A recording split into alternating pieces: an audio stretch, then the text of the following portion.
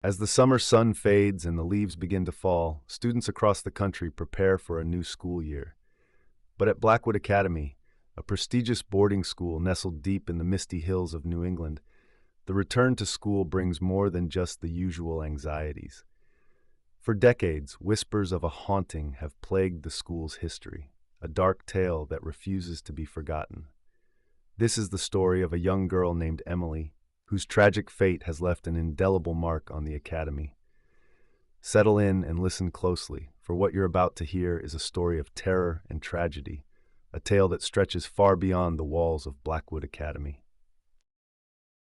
Blackwood Academy was a school with a reputation. Founded in the late 1800s, it had long been the educational home for the children of the wealthy and powerful.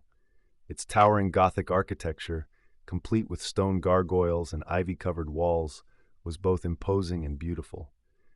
But beneath its prestigious exterior, Blackwood harbored a dark secret, one that began to unravel on a cold winter's night many years ago. The story begins with Emily Rosewood, a girl of only 14 years old when she arrived at Blackwood. Unlike most of the other students, Emily was not from a wealthy family. She was an orphan, sent to the academy on a charitable scholarship established by the school's founders. Quiet and reserved, Emily quickly became the target of bullying by her wealthier peers. They saw her as different, an outsider who didn't belong in their world of privilege. Despite the cruelty she faced, Emily found solace in her studies. She was an exceptionally bright student, particularly interested in literature and history. She spent most of her free time in the school's vast library, losing herself in the pages of old books, where the words offered an escape from the harsh realities of her life at Blackwood. But the other students noticed her reclusive behavior and made it their mission to torment her further. They began playing pranks on her, locking her out of her room, hiding her books, and spreading rumors about her being strange, even cursed. It was all just a game to them, a way to pass the time at the expense of someone they saw as weak. One girl, in particular, took the lead in bullying Emily, a girl named Margaret. Margaret was the daughter of a prominent politician and had always been used to getting her way. She saw Emily as nothing more than a nuisance, an unworthy distraction in her otherwise perfect life. One evening, in the dead of winter, Margaret decided to take the bullying to a new level. She and her friends concocted a plan to scare Emily, a plan that would go horribly wrong. It was a Friday night, and most of the students had gathered in the common room to socialize before bed. Margaret and her friends had secretly arranged to meet Emily in the East Wing, a part of the school that had long been abandoned and was rumored to be haunted. The wing was cold and dark, with peeling wallpaper and creaky floorboards. It was a place most students avoided, except for those looking for a thrill. Emily was hesitant when Margaret invited her to join them in the East Wing, but she was eager to finally be included in something, even if it meant facing her fears. The girls led her down a series of dark, narrow corridors until they reached the entrance to the old wing. The door creaked as it opened, revealing a long, shadowy hallway. "Come on, Emily," Margaret said with a sly smile. "We've got something to show you." Emily followed them, her heart pounding in her chest. The hallway was lined with old portraits of past headmasters, their eyes seeming to follow her as she walked. The air was thick with dust, and the only light came from the girls' flickering candles. Margaret led them to a door at the end of the hallway. "This is where they say she died," Margaret whispered, her voice dripping with false concern. "Who?" Emily asked, her voice barely above a whisper. "The girl who was here before you," Margaret replied. "She was an orphan too, just like you. They say she went mad and hung herself in this very room." Emily's stomach churned with fear, but she didn't want to show it. She had heard the stories, of course, the ghostly tales that circulated among the students, but she had never believed them, until now. Margaret pushed the door open, revealing a small dark room. The air inside was icy, and the room was empty except for an old dusty mirror on the wall. "Go on, Emily," Margaret urged. "Take a look." Emily hesitated, but the other girls were watching, their faces expectant. She stepped into the room, the floor creaking beneath her feet. As she approached the mirror, she could see her own reflection, pale and trembling. But then something else appeared in the glass, another figure, standing behind her, just out of reach. Emily spun around, but the room was empty. She turned back to the mirror, her breath catching in her throat as the figure in the reflection moved closer. It was a girl, her face pale and gaunt, her eyes hollow and dark. Emily stumbled backward, her heart racing as the figure reached out a hand, as if to touch her. "Stop it!" Emily cried, her voice shaking with fear. "This isn't funny." But Margaret and the other girls just laughed. "Scared of a little ghost, Emily?" Margaret taunted. "It's just your imagination." But Emily knew it wasn't her imagination. She could feel the cold presence in the room, the weight of unseen eyes watching her. She ran from the room, her footsteps echoing in the empty hallway as she fled back to her dormitory. That night, she didn't sleep. Every time she closed her eyes, she saw the figure in the mirror, reaching out to her with those lifeless eyes. The days that followed were a blur of fear and confusion for Emily. She tried to convince herself that what she had seen was just a trick of the light, a product of her own anxiety. But the feeling of being watched never left her. She started avoiding the other girls, spending even more time in the library, where she felt safe among the books. But the haunting didn't stop. Late at night, she would hear footsteps in the hallway outside her room. Slow, deliberate footsteps that would stop just outside her door. She would hold her breath, waiting for the sound to move on, but it never did. It just lingered there, as if waiting for her to open the door. One night, she awoke to the sound of whispering, soft, insistent voices that seemed to come from the walls themselves. She couldn't make out the words, but the tone was urgent, almost pleading.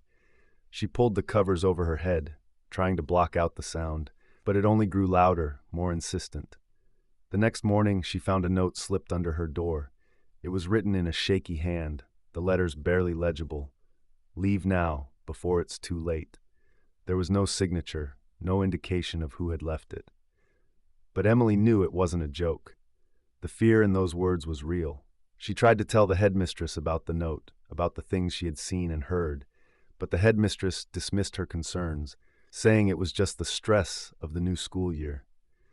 "You're not the first student to let your imagination run wild, Emily," she said with a patronizing smile. "There's no such thing as ghosts." But Emily knew better. She could feel the presence growing stronger, more oppressive with each passing day. The other students began to notice her strange behavior, her pale complexion and dark circles under her eyes. They whispered about her in the hallways, saying she was going mad, just like the girl before her. But it wasn't madness that gripped Emily. It was something far worse. She could feel it creeping into her thoughts, twisting her mind, feeding on her fear. And she knew that if she didn't leave Blackwood soon, she would never leave at all. The winter holidays were approaching, and most of the students were packing to go home. But Emily had nowhere to go.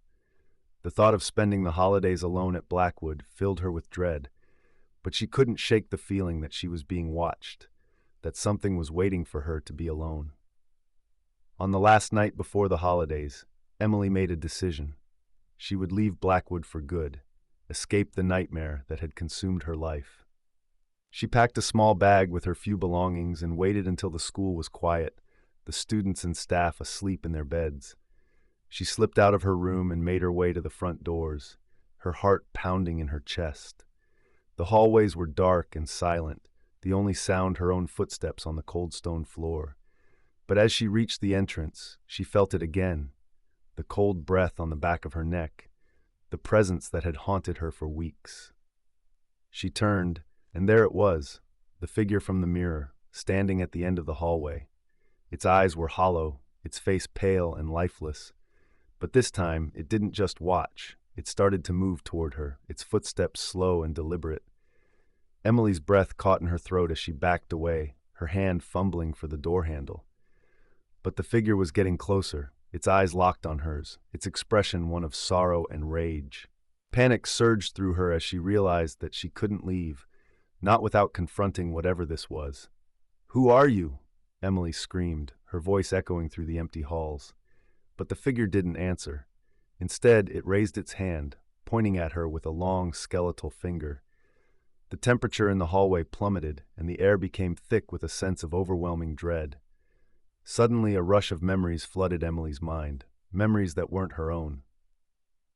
She saw a girl in the old East Wing, sobbing as she was locked away, heard the cruel laughter of the other students as they left her behind, and then she felt it, the terror of being trapped, the realization that no one was coming to help. It was Emily Rosewood's fear, her pain, her final moments. Emily collapsed to the floor, clutching her head as the memories surged through her. The figure was almost upon her now, its presence pressing down on her like a weight. But in the midst of the terror, something else emerged, understanding. "You don't want to hurt me," Emily whispered, her voice trembling. "You just want them to know the truth." The figure stopped, its hand lowering. For a moment, the rage in its eyes softened, replaced by a deep, aching sadness. Emily felt a tear slide down her cheek as she realized what she had to do. "I'll tell them," she said, her voice steadying. "I'll make sure they know what happened to you. You're not alone anymore." The figure stared at her for what felt like an eternity, and then slowly it began to fade. The coldness in the air lifted, and the oppressive weight on Emily's chest eased. The figure's form dissolved into the darkness, leaving behind only a faint whisper, like a breath of wind. "Thank you." Emily sat there for a long time, her heart racing, her mind spinning, but the fear that had gripped her was gone, replaced by a sense of calm. She knew she couldn't leave Blackwood, not yet. She had a promise to keep.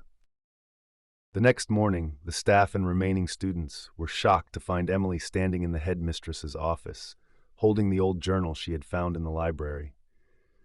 With a calmness that surprised even herself, Emily recounted the events of the previous night, showing them the journal and the notes Emily Rosewood had left behind. The headmistress listened, her stern expression slowly softening as the truth of the past became impossible to deny. The story of Emily Rosewood, the tormented orphan, was finally brought to light. The administration decided to honor her memory, ensuring that her story would never be forgotten again. Blackwood Academy changed after that. The East Wing was restored, and a small memorial was set up in Emily Rosewood's honor, where students could come to pay their respects. The haunting whispers that had plagued the school for decades faded, leaving behind only a quiet sense of peace. As for Emily, she stayed at Blackwood, completing her education. The school was no longer a place of fear for her, but a place of strength. She had faced the darkness and emerged with a newfound purpose, to ensure that no one would ever be forgotten again.